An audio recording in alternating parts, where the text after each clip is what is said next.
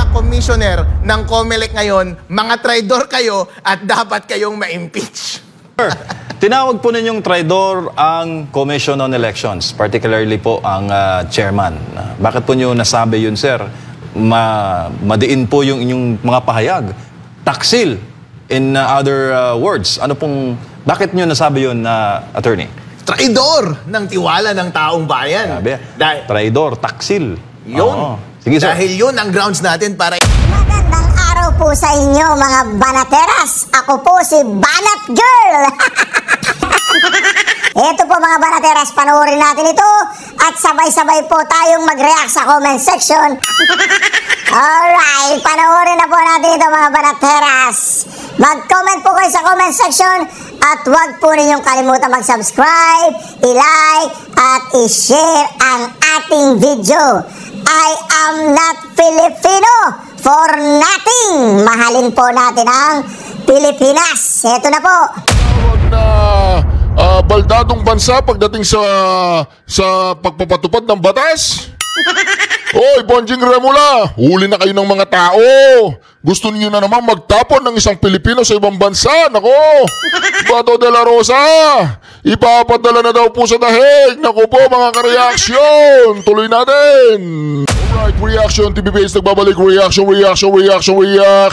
Napakaganda po ng pag-uusapan natin yung mga ka-reaction. Bato de la Rosa, nako po, ipapadala na daw po sa dahig. Nako, sa ICC. Gagawin na po lahat mga ka-reaction ng kanilang pwedeng gawin para lamang mailihis itong usapin ng korupsyon. Mga ka-reaction, sabi po ni Manong Jason Sa, ang nangyari po sa Cebu ay dahig pa ng crimes against humanity. Dahig pa ng atomic, dahig pa ng nangyari sa Hiroshima at Nagasaki. Talagang mga ka-reaction, nakakabagbag damdamin po ang mga nangyayari ngayon dyan sa Cebu. Bagamat mga ka-reaction, para yatang si Bongbong Marcos ay hindi pa rin niya alam ang nangyayari sa kanyang kapaligiran. Bawat yugto ng sandali. Eto na mga ka-reaction, wag na po natin patagalin. Eto na. Bonjing Remula, ano bang balita dyan? Ako. Eto po mga ka-reaction. I have it on good authority. Oo. Kasi public interest Tama. program to, that the ICC has issued a warrant against Senator Bato de la Rosa. Naku po. Hindi pa talaga sila nadala sa nangyari sa Pangulong Duterte. Ganito na po, kadesperado ang administrasyong Bongbong Marcos. Wala na po silang ginawa kundi itapon ang mga Pilipino sa ibang bansa. Nako, wala ba tayong judicial system dito sa Pilipinas? Tayo ba ay tinatawag na baldadong bansa pagdating sa pagpapatupad ng batas? Oy, Bonjing Remula, huli na kayo ng mga tao. Gusto niyo na naman magtapon ng isang Pilipino sa ibang bansa. Nako, Bato de la Rosa, ipapadala na daw po sa dahig. Nako po mga ka-reaction, tuloy natin. I have it on good authority. Oo. Kasi public interest Tama. program Nako, that the ICC has issued a warrant against Senator Bato de la Rosa. nako po. Warrant of arrest. At yan, ICC to, no? International Criminal Court. No? Ombudsman, sinasabi mo nga, kahit na wala na yan sa iyong current jurisdiction as ombudsman, di ba ito ay public interest? So yan ba ay confirmed na ombudsman? I think so. Ombudsman na siya, nangingialam pa siya pagdating dyan sa mga bagay na yan na dapat ang DOJ.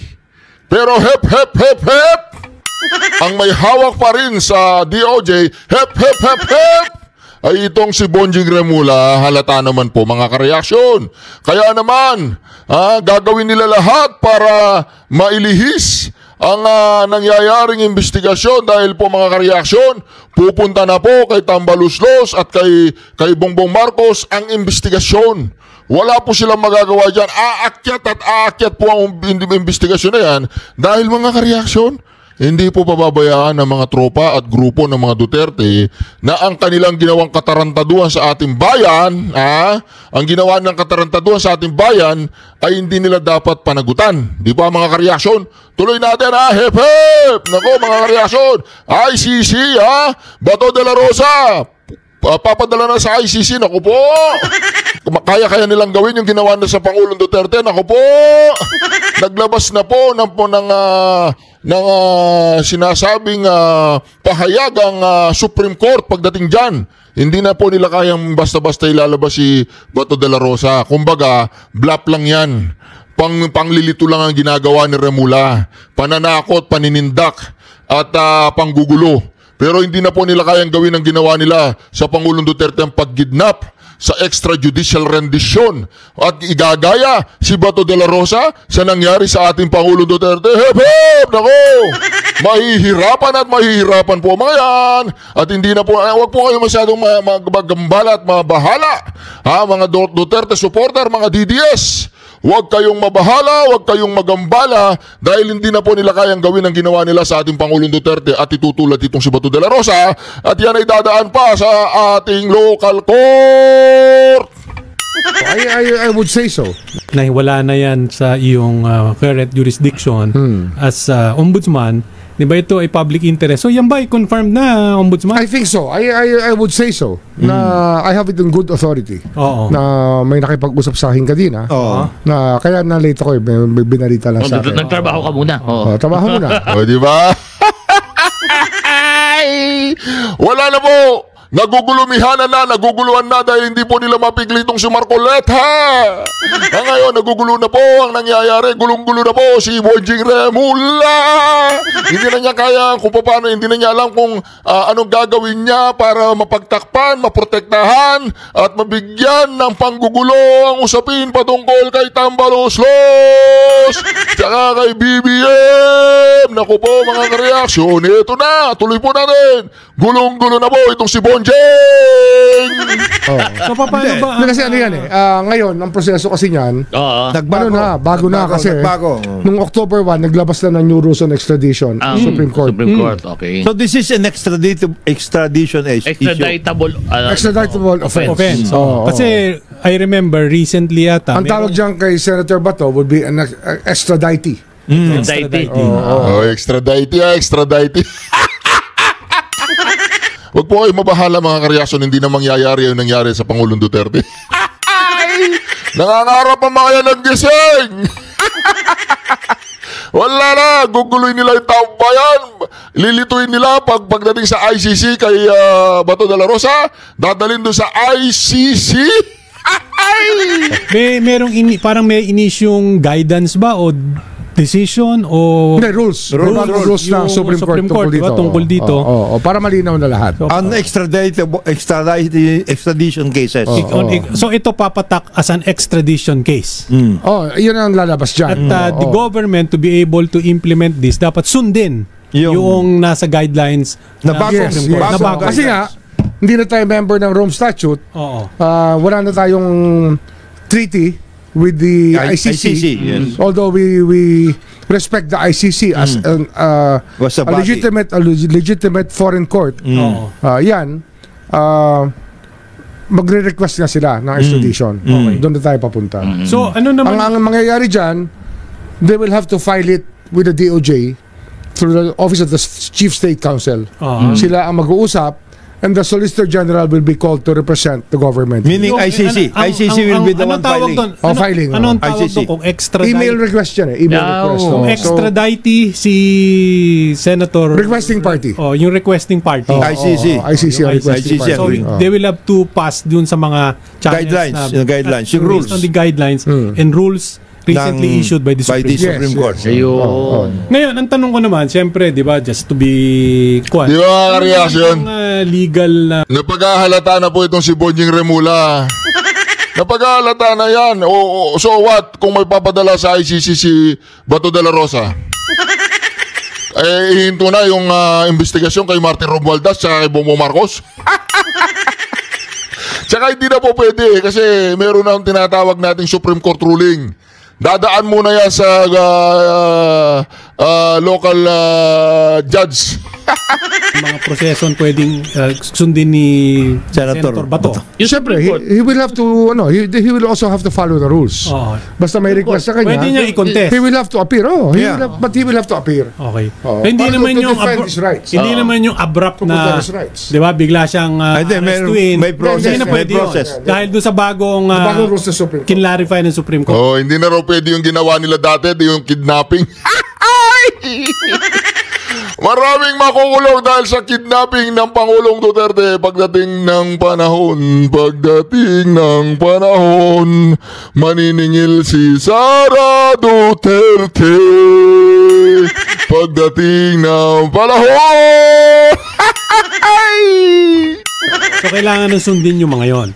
Yes. Oh, with the new Supreme Court circular kasi, nag-provide na ng procedure. So, ito, proseso. May bagong proseso na inilatag ang Korte Suprema. Ito susundin ngayon. Wala nang hulaan. Oo.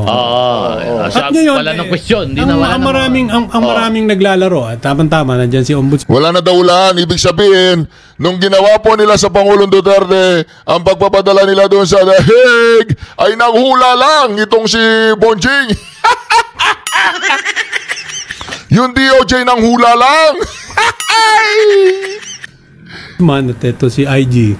'Di ba? Marami kasing hindi masyadong kumbaga masyadong nalilinawan. Doon sa hindi na tayo miyembro ng ICC pero pwede pa ding mag-request yung ICC ng gano'n. Bakit pa po pwede yung gano'n? Ombudsman, IG. Meron tayong batas Yung batas natin, Republic Act 1951, recognizes foreign bodies that may take cognizance of cases that are triable here and triable there. In other words, under international... So, ibig sabihin, wala nang saysay kung miyembro ka o hindi ka miyembro ng ICC, pwede ka nilang kidnapin, palabas ng bansa. Alam niyo mga kareaksyon, yung nakakaintindi po ng batas ay pagtatawanan lang si Bonjing.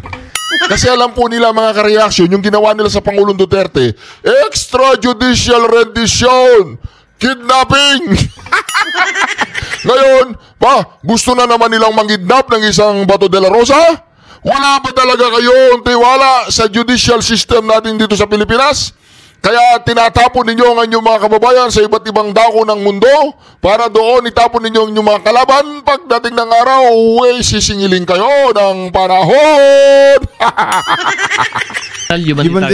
Under international humanitarian in other words, yung kaso na ibinibintang kay Senator Bato ay krimen din dito sa ating bansa. Ito rin yung kalakip to ng kaso ni dating Pangulong Duterte. Wala nga kaso ang Pangulong Duterte sa Pilipinas, Bonjeng! Walang kaso ang Pangulong Duterte dito sa Pilipinas, Bonjeng! Kinumpirma ni Ombudsman Jesus Crispin Remulla na naglabas na ng warrant of arrest ang International Criminal Court o ICC laban kay Senator Ronald Bato de la Rosa na nagsilbing PNP chief noong panahon ni dating Pangulong Rodrigo Duterte. Pero ayon kay Justice Spokesperson Attorney Paulo Martinez, bine-verify pa nila yung nasabing ulat, no? Wala pa rin silang natatanggap na kopya o natatanggap mula sa ICC. Magbibigay anya sila ng karagdagang detalye sa sandaling maging available yung impormasyon. Paano yan? Wala pang kopya? Wala pang meron ng PR stunt? Wala na po mga kareaksyon, naguguluhan na po ang administrasyong Bongbong Marcos. Sabi nga ni Bongbong Marcos, hindi nila inaasahan na maraming masisira sa baha. Nauna na nag-issue ng warrant of arrest ang ICC laban kay dating Pangulong Rodrigo Duterte na nakapit ngayon sa The Hague kaugnay ng reklamong crimes against humanity. Yan ang balitang kumpirmado. Sigurado, ito ang Radyo Patrol, si Brad, DZMM. Nako, grabe mga kareaksyon, napaghahalata na po sila. Kung meron mang crime against humanity, ito yun. No? Ito yun.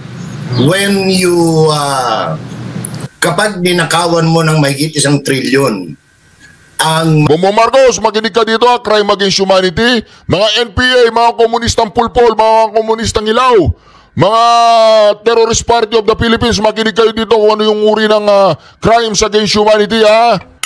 Makinig kayo dito, mga... Ayaw ko na magmura mga kareaksyon na pangit po magmura, masama magmura. Pero kung hindi lang masama magmura, putangin ng mga to, mumurahin ko mga to.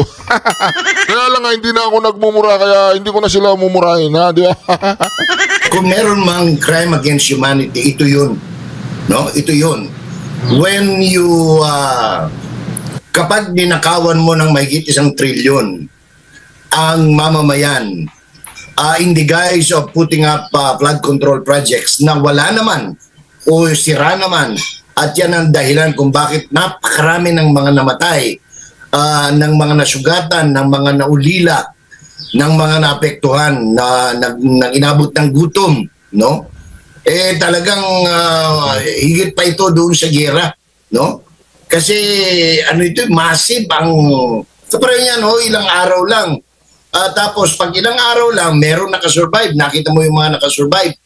Paano sila ngayon? Ang putik, lampas sa tuhod, di maglilinis ka, no?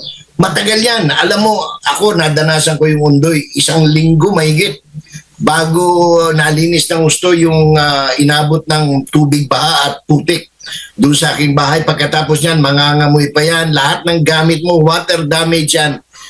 Practically, wala kang kung ano lang yung na-save mo na kung katawan lang, nakakabit lang sa katawan, yun lang. Ganun ka lupit. Para kang tinamaan dito ng bomba na talagang para kang na Nagasaki, na para kang na taga Hiroshima na wala ka talaga lahat, ubus ka, no? Pati luha mo ubos. Ang palasyo, Malacanang, si Yuse Claire Castro ay may pahayag kaugnay nga dito sa naging statement po ni Governor Pam Baricuatro kaugnay sa investigasyon nga sa mga iimbestigahan na mga flood control projects. At ang sabi ng Malacanang, dapat ang i-cover ay hindi lamang Isa pa po itong si Pam Baricuatro mga kareaksyon, ha. Kung naalala po ninyo mga kareaksyon, ginamit po niya mga Duterte para sa kanyang pagkakapanalo bilang gobernador ng Cebu. Ngayon pala itong si Pam Baricuatro ay isa palang Bongbong Marcos loyalist, no? Hoy Pam! Nako! Pam! Isa kang huwad! Hindi ka DDS! yung mga flood control projects na sakop under Marcos administration, kundi pati na raw sa mga nagdaan. Kasi nga naglabas sila, nasa halos 400 o higit 300 flood control projects ang naitala dyan sa Cebu between 2016 at 2022. At meron din daw higit 100 o nasa halos 200 po ito na mga flood control projects daw na naitala dyan mula 2022 hanggang 2025. Ano naman ang masasabi po ninyo? Ayokong sabihin na bobo siya, no? O mahina utak niya o yung utak niya nasa talampakan. Kasi pag nag-iimbestiga ka, whether you're a policeman, abogado o investigador ng NBI o FBI, kung ano man yan, nagsisimula ka doon sa pinaka-recent. Yun. Hindi ka magsisimula doon sa dulo. Papunta ka ro, naabutin mo yun. But you have to start first. Dito, sa pinaka-recent, ano ba yung recent? 26 billion. Doon ka muna, no? Pagkatapos, kung aabutan ka ron, fine. But you do not investigate something that is more than 10 years ago. Hindi ganun. Kasi kahit sa bangko, tatlong taon lang yan. After 3 taon, nawawala na lahat ang record niyan. Dito ka talaga kung ano ang kasi dito, ano ba pinag-uusapan? Ang sinasabi, mismong gobernador nagsabi, 26 billion krimen ito. Naku po. Bakit mo ililihis? At sa pa, Duterte ka na naman. Yan ang sinasabi natin Puro kayo lihis. Hindi kayo makakasolve ng problema because you can only solve a problem by accepting that you have a problem. Tama. Kasi parang lumalabas, wala silang problema Naku. Sabi nga niya, kahapon sa press con, wala tayong problema kung walang tulong galing sa abroad, kaya pa naman natin. Kaya natin. Tama.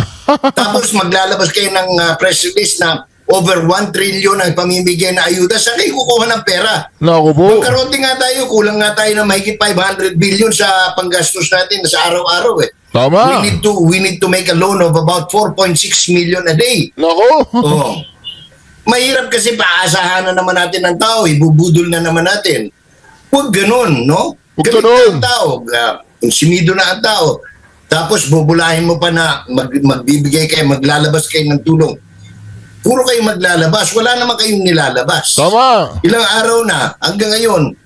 Oh. Ngayon pa lang pupunta presidente kasi nakauwi na si Frasco, yung kanyang most trusted dyan na congressman sa Cebu. Naku. O bisipin mo, nagkabaha-baha lahat ng mayor sa tsaka board member na kapanalig nyo, bakasyon sa abroad, sa Europe pa. O, saan ka naman, paano naman matutuwa yung mga kababayan natin Cebuano niyan? Hindi naman, pinuwang naman ng inyo, ha? Sasabihin nyo, kapareho niya, meron pa kayo nilabas. 50 million dito, 10 million dito. Naku. Ilalabas daw. O, wala pa kayo nilabas eh. Tama. Ang problema dyan, baka hindi na naman ninyo matupad dahil wala naman kayong natutupad pa. O, magagalit lalo ang tao. Ayaw ko magalit ang tao sa inyo. Oo. Opo. Tsaka yung parang ang yabang-yabang nung dating hindi natin kailangan ng tulong ng international dahil meron pa tayo niya. May pera tayo. Parang ang yabang natin. Tama. Hanggang tumulong yung ibang bansa. Pagkatapos sasabihin natin, hindi natin kailangan ng tulong. Sus Mario Joseph. Sus Mario Joseph. Opo, at bago ko lang ipasa kay Partner Admar, alam natin na may marami pang mga kalamidad dadaanan ng ating o mararanasan ng ating bansa, Sir Jay. Ako, sa totoo lang, Jade, no, gusto ko sana, nagdarasal ako na sana malugsaw itong super typhoon na paparating. Super talaga, imagine mo, ang estimate nila ng mga meteorologists, ang center wind nito hindi bababa sa 215 kilometers per hour. Naku po. At ang gustiness niya ay halos mahigit sa 300 kilometro bawat oras. Yun. Pag yan talaga, pag tinignan mo yung mapa at yung ikot ng bagyo dyan sa mga satellite feed, talagang hindi ko alam kung anong i-imaginein mo eh. Naku. Kaya ako, sabi ko nga doon sa mga kamag-anakan natin, mga kaibigan natin dyan sa Central Luzon, including those of the Northern Luzon, no? Talaga hong gawin nyo na ang lahat ng klaseng dasal. Tama. Para makatulong, kung makakatulong man, no? If you believe in the powers of prayers, yun lang talaga ang panangga. Wala tayong laban eh. Kasi kung aasahan natin itong gobyernong ito, I'm sorry to say, please don't expect. Naku. Opo. Oo, at yun nga, Mag-ingat po ha. Kailangan nating mag-ingat. may ilang lugar na nag-deklara nga dahil nga dito ng state of calamity dahil nga dito sa epekto ng bagyong Tino. Pero sa issue po ng state pagdideklara ng state of calamity, Sir Jay, ano bang direktang advantage po niyaan na benepisyo para sa ating mga kababayan at ang assurance na hindi magamit yung pondo para sa issue na po ng korupsyon dahil yan po talaga ang mainit na issue ngayon. Sana wag naman abusuhin ng mga, especially yung ating mga local government executives at saka local government units, pati na national, no?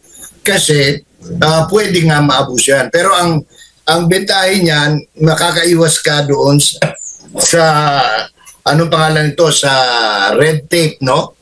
Especially sa pagbibigay ng tulong ng ayuda sa mga nasalanta ng bagyo. So, isa yan, no? Magagamit mo ngayon yung mga trust fund, no?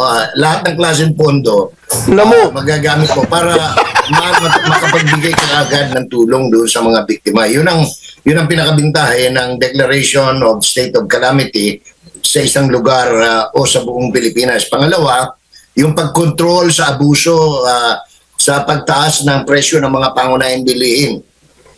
Ang DTI and Department of Trade and Industry at maging mga local government units are empowered by law to make sure na hindi maabuso, hindi tataas, hindi lolobo yung mga presyo ng mga bilihin katulad ng basic, bigas, kape, at iba pang mga pangangailangan ng mga Pilipino na biktima ng kalamidad. Oo. Manong Jay, si Admar po ito. Magandang May buntag. Opo. Sa inyo po ba, kayo po ba'y naniniwala at maituturing na po bang crime against humanity ang pangyayari pong korupsyon sa maanumalyang flood control project na nagresulta po ng pagkamatay ng marami sa ating mga kababayan po? Dahil mayroong ipinagmalaking mga flood control projects, mas lumala po yung baha. No, maraming mga first time na nagsasabi, kagaya dyan sa nangyari po sa Cebu City, sa bahagi ng Cebu, nagsasabi silang first time. Kaya hinahanap nila yung flood control project. Kayo po ba ay sumasang-ayon dito na pasok na ito sa crime against humanity? Kung meron mang crime against humanity, ito yun. No? Ito yun. When you, kapag ninakawan mo ng mahigit 1 trilyon ang mamamayan, in the guise of putting up flood control projects na wala naman o sira naman, at yan ang dahilan kung bakit napakarami ng mga namatay, ng mga nasugatan, ng mga naulila, ng mga naapektuhan, ng inabot ng gutom, no? Talagang higit pa ito doon sa giyera, no? Kasi ano ito, massive ang kapag yan, ilang araw lang. Tapos pag ilang araw lang meron nakasurvive, nakita mo yung mga nakasurvive, paano sila ngayon ang putik lampas sa tuhod, di maglilinis ka, no? Matagal yan. Alam mo, ako nadanasan ko yung Undoy 1 linggo mahigit. Tama. Bago nalinis ng gusto yung inabot ng tubig, baha at putik doon sa aking bahay. Pagkatapos yan, mangangamoy pa yan, lahat ng gamit mo, water damage yan. Practically, wala kang kung ano lang yung naisave mo na kung katawan lang, nakakabit lang sa katawan, yun lang. Ganun kalupit.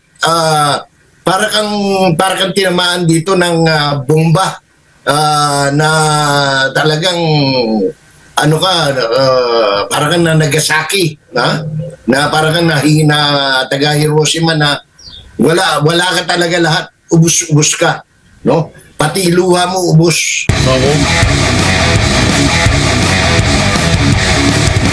Kung meron mang... Yun po sinasabi natin mga kareaksyon. Ngayon bibigyan daw ng 10,000 ni Bongbong Marcos. Pabili ng pako tsaka yero. Kakatapos lang. Ito, pakinggan po natin si Bongbong Marcos mga kareaksyon, ha. Palagay ko dito, kapag kakatapos lang niyang mag-pulburon tsaka Coca-Cola, merienda yung sa Goldilocks. Hindi ako kumakain ng Goldilocks, hindi masarap. Yung, di ba may pulburon doon tsaka Coca-Cola yun. Siguro, katatapos lang yung magmerienda ng Coke tsaka pulburon. Di ba? Mahilig daw to sa Coke tsaka pulburon eh. Kakatapos lang ang briefing tungkol nga sa mga nangyari sa Bagyong Tino. And nakapunta kami sa ibang lugar, yung mga evacuation center na nasira. Ang talagang naging damage ay galing sa baha dito sa bagyong ito. Hindi masyado sa malakas na hangin.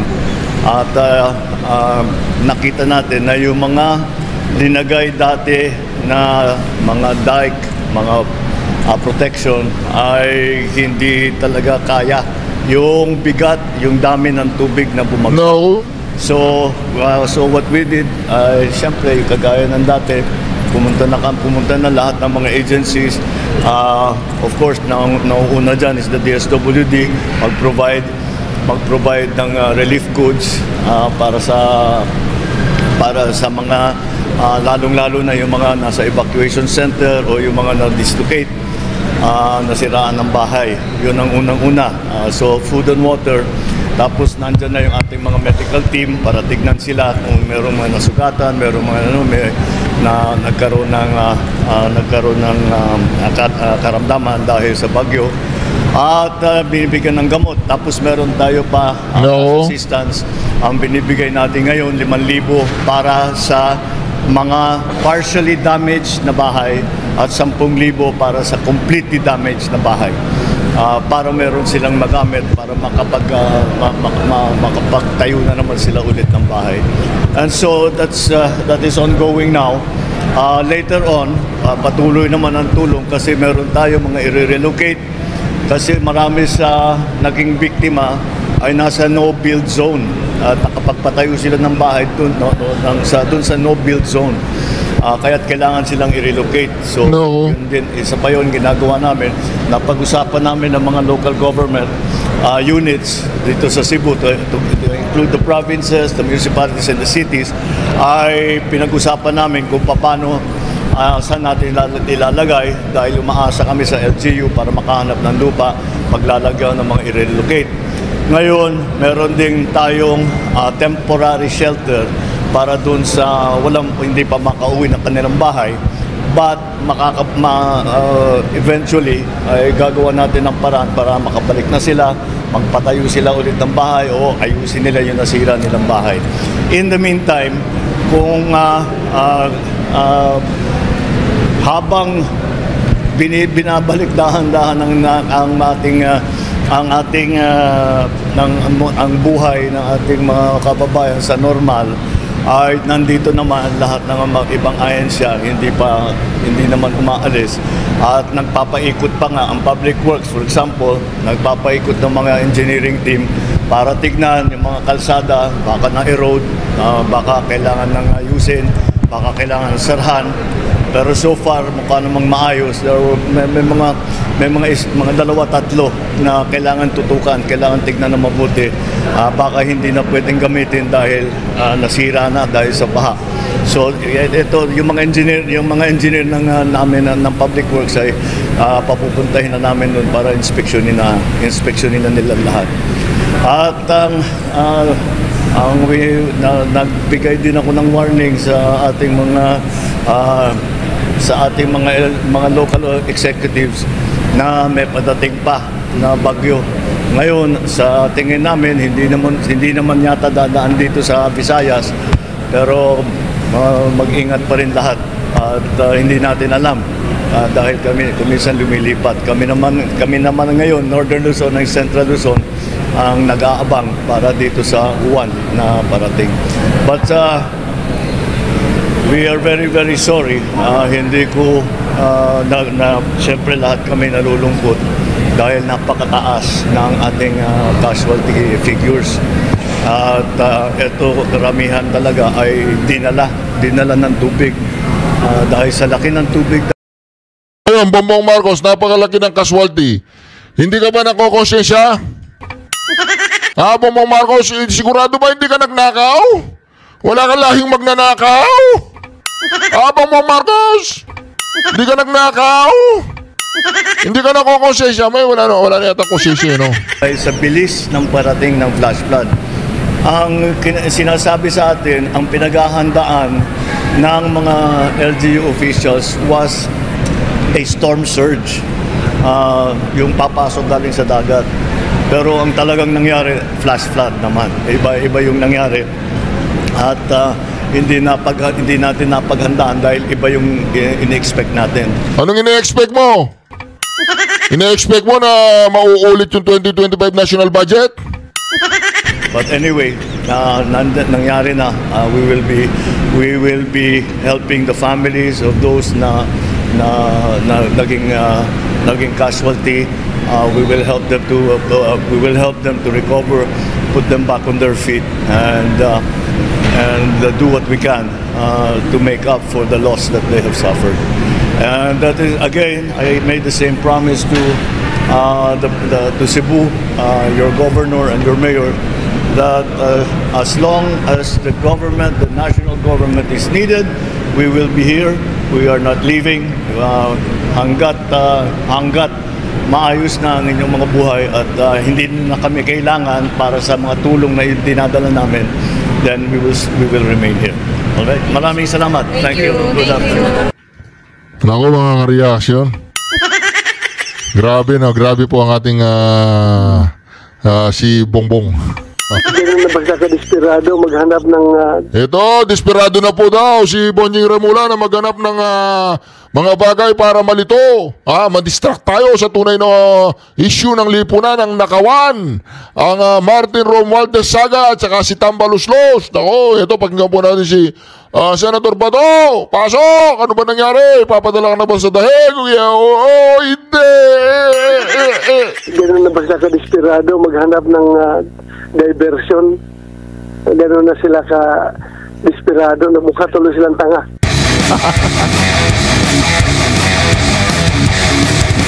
Senador, kamusta ang atong mga kaigsuunan sa Sugbo sa imong pagduaw karong adlaw? Looy yun MJ adman kay gabi man nang gikuan, gabi man na agian yun nga baha.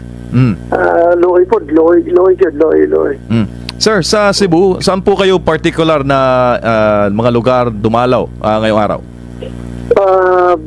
Yung mga badligid nga mga lugar, no? Ang Cebu. Una, pinuntahan natin yung barangay Upaw ng Mandawi. Tapos, diretso tayo sa barangay Kutkot ng Liluan. Barangay Kutkot ng Liluan. Tapos, dumiretso tayo sa barangay Kabadyangan ng Compostela. Tapos diretso tayo sa Danau. So bali 4 na lugar yung pinuntahan natin kanina. Sa inyong pakikipag-usap sir sa ating mga kababayan, na po yung pinaka-urgent need nila na hinihiling sa pamahalaan? Aside from yung pagkain talaga ang pinaka-on. Tubig, pagkain, wala silang kuryente, walang ilaw, walang signal, walang signal. Hirap paguntakan doon. Tapos ang palaging halos lahat ng barangay na pinuntahan ko humihingi sa akin ng bako. Sabi ko, wala man akong dalang bakso ngayon, puro relief goods itong dala ko. Kasi yung debris, yung mga debris doon na nagkalat na gabundok na laki ng mga debris. At saka ang baho pa.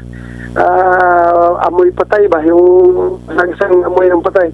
Hindi rin siguro kung patay na hayop o patay na tao. Yung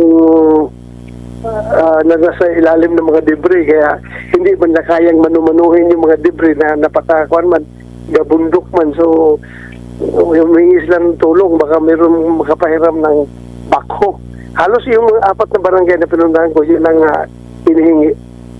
Opo, Sen, sa inyo pong pagpunta doon, hindi, parang nandun din yata si Senator Bongo at iba po niyo mga kasamahan na senador.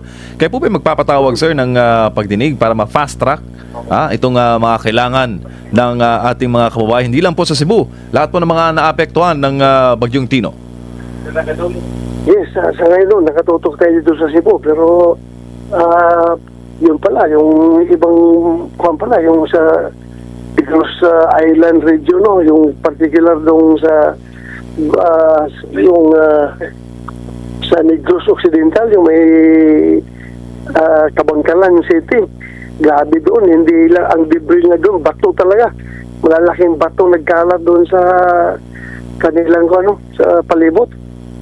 So siguro titingnan ko, I will consult with my colleagues pag open ng Senado ngayong Monday. Pero ang problema ko kung matuloy kami mag-resume ng session ngayong Monday dahil alam natin merong maglalandfall na naman itong super typhoon ngayong Monday. Baka hindi kami makapag-resume ng session. Opo. So titingnan natin at anong magagawa natin dito. Dito na naman sa atin sa Metro Manila at Luzon, Senador, ang magiging challenge starting ngayon pong araw ng linggo. Pero Sen, sa inyo pong pag-iikot sa Cebu at sa mga naapektuhan po ng Bagyong Tino, palagi po sinisingil ng mga kababayan natin, especially kayo po yung nagbabasa ng mga komento sa social media, yung pananagutan sa mga proyekto na flood barrier, drainage project, infrastructure, at tinatanong pa yung disaster preparedness dahil may nag-comment dito, sabi niya, yung nature, Sen, yung kalikasan, ang naging dahilan po o nag-cause ng bagyo. Pero yung negligence at yung korupsyon turn it into a disaster. So itong mga ganitong komento, hinaing ng ating mga kababayan, ano pong tingin nyo dito, sir? Well, makikita natin na punong-puno na yung ating mga kababayan. Marinig mo naman yung mga pagmumura nila. No? Talagang nagmumura sila sa mga nangyayari. Dahil nga, expected nila na itong mga flood control programs, ito ay makamag-mitigate sa effects ng alam naman talaga natin na there's no 100% guarantee na walang disaster na mangyari. Pero at least, somehow, yung epekto ng climate change ay ma-mitigate through itong mga flood control program na ini-implementa natin gobyerno. Pero kung makita mo, yung flood control na tinamaan, paglabas sa bituka, walang laman na, walang mga kabilya nga yung bato lang na pinagagano ng pinagtapalan lang ng simento. So, imbis na may stop sana yung pagragasa ng tubig na hindi gagawa ng sariling daan yung tubig, mapapasunod sana doon sa normal flow ng normal route ng ilog, ay ito ay gumawa na sariling daan dahil yung nabangga niya na flood control ay nawasak at yun na. Yun na nagsimula ang problema dahil apektado na yung mga kabahayan doon sa dapat hindi dadaanan ng tubig. Opo, Senador, si Admar po ito, considering yung Cebu province po pala, pangalawa sa may pinakamalaking budget na o inilaan na proyekto para sa flood control. Yet ganito po, maraming nagsasabi talaga na first time na nangyari sa kanila itong mga pagbaha. Kung kailan pa nagkaroon ng maraming mga flood control project, abay doon na nagkaroon ng mga worst na klase po ng mga pagbaha, sir. Ayun talaga, expect mo talaga na gano'n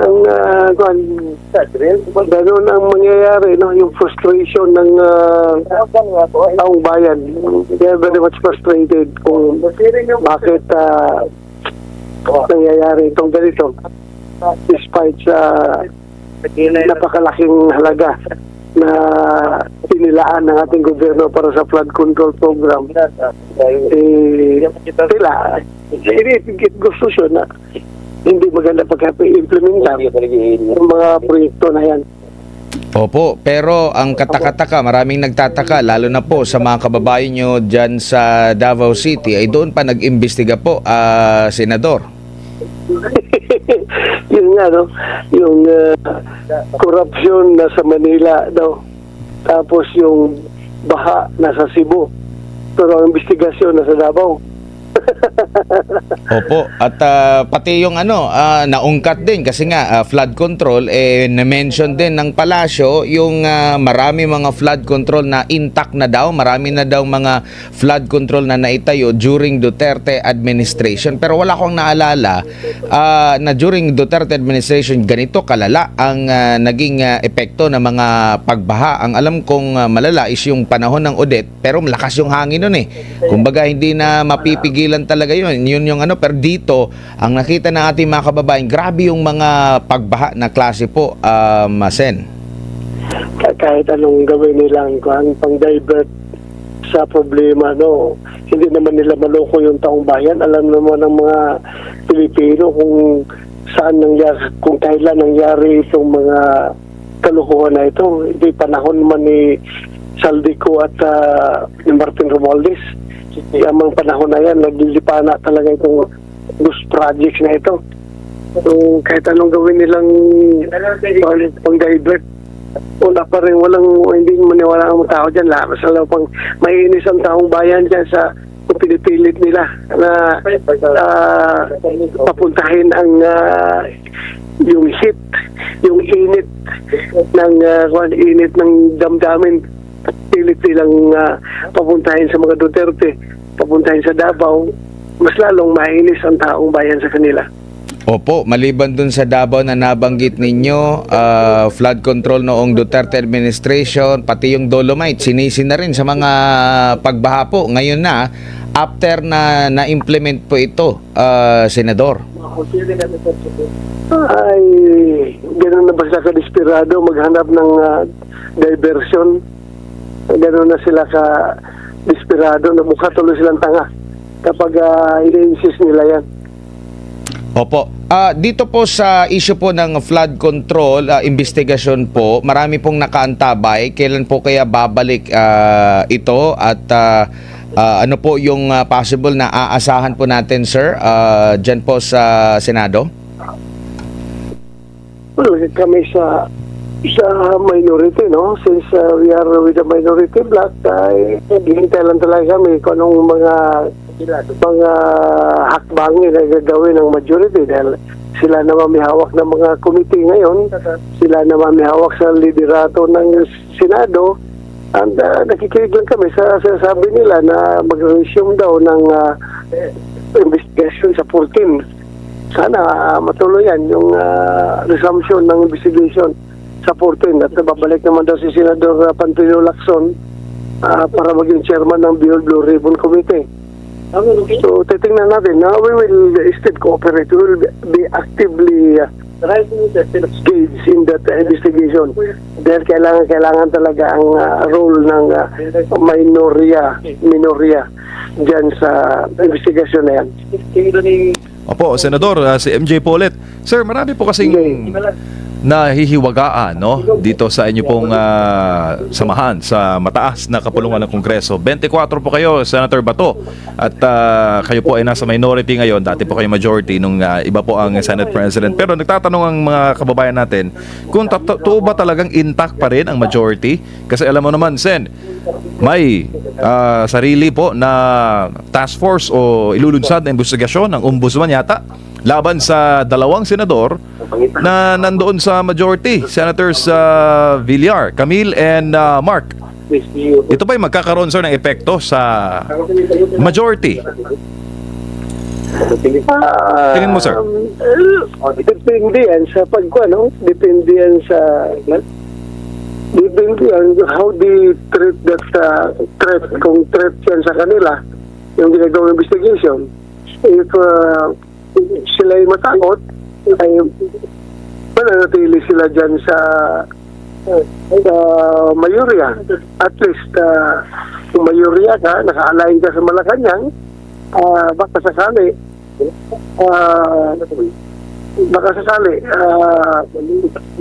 may tulong sa sitwasyon mo. Pero kung ikaw ay magalit, ay alis ka talaga sa mayorya at pupunta ka sa minority. So kung sila pupunta sa minority, baka magiging majority na rin kami. Pero nakikita mo, Sen, yung volatility ng sitwasyon ngayon sa inyo dyan sa Senado? Yes, anything can happen. Hindi po ganun ka-stable yung majority ng Senado. Hindi po gano'n sila ka-stable. Anytime, pwede may mangyari. Yung namumuang partner, Opo, Sen, kapansin-pansin yung mga nasa minority, sila po yung nagiging bida sa mga kaso po. Yun nga. Ewan ko kung coincidence yan or talagang pinagplanuhan. Hindi natin alam. Hindi ba yan perks? Package sa pagiging minority, Sen? Grabe naman yung package niya. Pero sir, itong nangyayari ngayon sa mga baha, matindi, marami na po, daan-daan na po ng casualty sa Bagyong Tino. Pag binuksan po ulit yung investigasyon sa flood control, makatarungan po ba ang Gutierrez pa rin ang topic at hindi itong mga resulta ng dilubyong dala ng Bagyong Tino, Senador? Well, kasi ang significance doon sa kay Gutierrez is that yung talagang nagdawit, no? Kasi noon hanggang Saldico lang ang ang tinutumbok. Ngayon, yung testimonya ni Gutesa, yun talaga nagdadawit kay dating Speaker Martin Romualdez. So, hindi pwedeng ibaliwala yun. Dahil gusto mo kaya natin matumbok talaga yung mga mastermind. So, dapat very important na mapalo up yung testimonya ni Gutesa. Kaya itong mga commissioner ng COMELEC ngayon, mga traidor kayo at dapat kayong ma-impeach. Sir, tinawag po ninyong traidor ang Commission on Elections, particularly po ang chairman. Bakit po nyo nasabi yun, sir? Madiin po yung inyong mga pahayag. Taksil, in other words. Bakit nyo nasabi yun, attorney? Traidor ng tiwala ng taong bayan. Sabi, traidor, taksil. Yun. Sige, sir. Dahil yun ang grounds natin para i-impeach ang mga taong ito. Sa ating konstitusyon, isang paraan lamang para mapanagot ang mga commissioner sa kanilang mga katiwalian. At yan ay through impeachment. So anong grounds ang pwede natin gawin para ma-impeach sila? Betrayal of public trust. Sa Tagalog, pagtatraidor ng tiwala ng taong bayan. Paano nila trinaidor ang tiwala ng taong bayan? Dalawang paraan. Ang sabi ng batas, dapat ilabas mo yung source code audit report maraming buwan bago mag-eleksyon. Dahil ang taong bayan ay nagtitiwala sa iyo na ipapakita mo sa kanila na ang ating election process ay maayos. Pero ano ang ginawa mo? Itinago mo ng ilang buwan at inilabas mo lang 2 araw bago mag-eleksyon. Ano pa ang ginawa mo? Yung linagay mo sa makina version 3.5. Yung na-review version 3.4. Pagtatraidor ba yun o hindi? Niloko ninyo ang taong bayan. Pangalawa, ang sabi ng batas, dapat yung mga automated counting machines direktang magpapadala ng data papunta sa COMELEC servers at sa mga transparency servers. Required yan ng batas at mga rules. Bakit ganun ang requirement ng batas? Para kapag magsesend ng data sa COMELEC, kapag manloloko ang COMELEC ng data, syempre mahuhuli ka agad ng mga transparency server. Pero ano ang ginawa ng COMELEC? Ang ginawa nila, bago magpadala pala papunta doon sa mga transparency server, naglagay sila ng data center 3 sa gitna. Ang prinogram nila sa mga automated counting machines, yung mga ipapadala sa mga transparency server, isushoot muna nila doon sa data center 3. So ano na ang mangyayari? Kapag nagpapadala na tuloy yung automated counting machines papunta sa mga COMELEC servers, syempre, pwede nang baguhin ng COMELEC ang mga data na ilalabas nila sa kanilang mga server. And syempre, since hawak nila yung data center 3, pwede na rin nilang i-manipulate yung data na yon para mag-match sa posibleng dinayan nilang data doon sa COMELEC server. Meron pa bang transparency? Wala. Trinaidor mo ba ang tiwala ng taong bayan? Oo. Kaya itong mga commissioner ng COMELEC ngayon, mga traidor kayo at dapat kayong ma-impeach. Sir, batay sa batas, gaano po kabigat ang right to suffrage nating mga Pilipino bilang isang demokratikong bansa? Iyon ang pinakamahalaga sa lahat. Pinakamakapangyarihan kahit na sino mang appointed na civil servant sa ating bansa. Tandaan po natin, once every 3 years lang tayong nagluluklok ng ating mga national officials, elective officials sa ating bansa. Ito lang yung panahon na naririnig ang boses ng tao ng direkta. Yun nga ang direct translation ng democracy. Ngayon lang natin na-exercise. Yun ang pinakamalakas na kapangyarihan. Yun pa ang binuwag ng mga commissioner ng COMELEC. Nagmamagaling sila, mas magaling pa sila sa taong bayan. Akala nila sila ang Diyos ng Pilipinas. Sir, nakakarating po ba sa inyo yung panawagan ng taong bayan ng manual recount? At ano po ang epekto niyan kapag iyan ay pagbigyan mismo ng Commission on Elections? Dahil mula Luzon, Visayas, Mindanao, marami nagko-comment lalo na overseas Filipino workers ang konti po ng voter turnout sa nagdaang pong eleksyon dahil nga bawas yung kanilang tiwala sa nagdaang electoral process. O sige, gawin natin yan. Kung gusto nyo ng manual recount, gawin natin. Pero ang katotohanan kasi niyan, hanggat maaari, kapag nag-audit ka talaga ng information systems, hindi mo dapat titignan yung mga post-correcting procedures o ma-verify na wala talagang nangyari sa bagay na natapos na. Kaya nga kapag nag-audit ka, i-audit mo siya ng live as they are carrying out yung computer processes para kapag meron silang maling ginawa, makakapagbigay ka ng opinion about sa reliability ng information na inilabas ng computer system. Hindi dapat siya solusyon sa huli, kundi prevention habang ginagawa. Kasi pagkatapos ng computer process, marami ka nang pwedeng doktorin pagkatapos. Marami ng mga factors na pwedeng gawin. Pwede na nilang baguhin yung mga balota, pwede nilang itago yung mga ballot boxes, pwede na nilang gumawa ng palusot para hindi magawa lahat ng mga bagay-bagay na yan. Tulad ng walang budget, walang manpower, wala tayong resources para gawin yan. Hindi natin magagawa ang lahat ng bagay-bagay na yan. Kaya nga, sinasabi ko ngayon pa lang, since bagsak na ang COMELEC sa lahat ng kanilang procedure, before and during the election process, bagsak na talaga sila dito sa election process na ito, bagsak sa credibility ang resulta ng ating election. Bago lang si partner Admar, sir, isa rin po sa mga pinagdududa po ng ating taong bayan, yung issue po ng overvotes.